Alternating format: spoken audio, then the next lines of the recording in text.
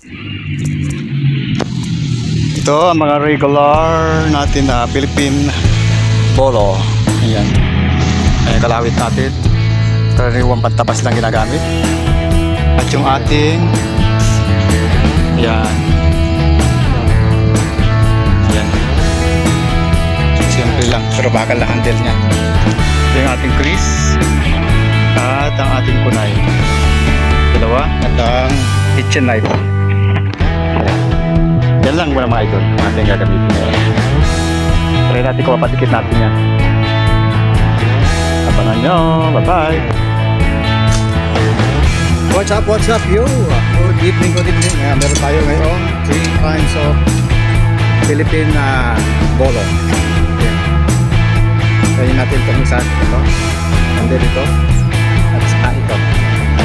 Siyempre susundan natin ang ating Philippine tunay at saka Chris.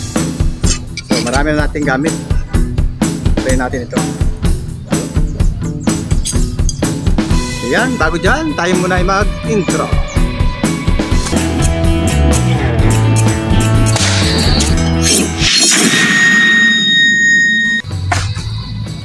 Ito unahin natin mga idol.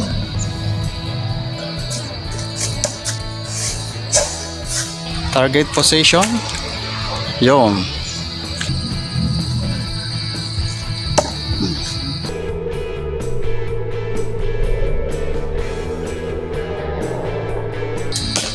Yun.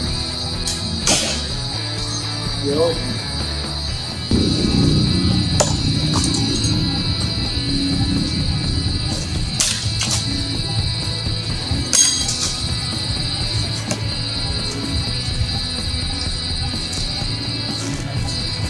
And then ang Chris natin.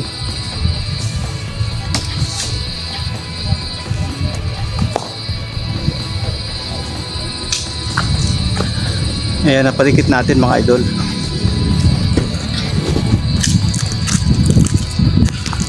Lapitan natin. Ayan, itak natin. Kalawit. Yung kunay natin, Chris kunay.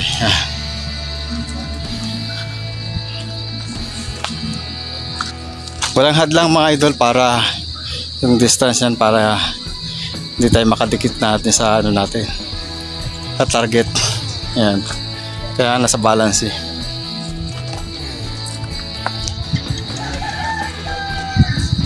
So yung target nito mga idol, dito ang hawak. Ayan. Nakikita nyo. Ang hawak ay sa handle. Ayan. Yun. Wala tayong cameraman eh. Kaya target natin dito ang hawak yan mga idol. Yan. Yun. So may pagkakaiba ng target mga idol. Ng paghawak. Dito sa kulay natin, pwede ring ang hawak natin dito rin. Conforme sa distance mo. Pwedeng ganito ang hawak. Ayan. Ayan o. Ayan. Tipit siya. At yung pangalawa, pwede naman ganito ang hawak. Ayan. 4 na tira mga idol.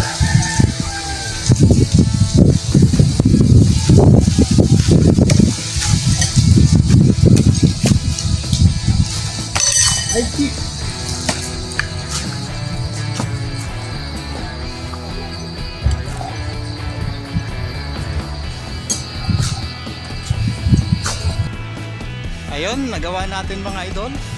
Nakapatikit yung ating malaking duck sa punong mangga. Ayan, salamat sa inyong lahat sa mga nag-subscribe at nanonood aking vlog. Please subscribe sa Leon's official vlog. Huwag kalimutan po sa subscribe button. Meron tayo dyang ano. So yan o. Sa Batangas. Si Kuya Mark Vergara. Ayan, bye-bye na mga idol.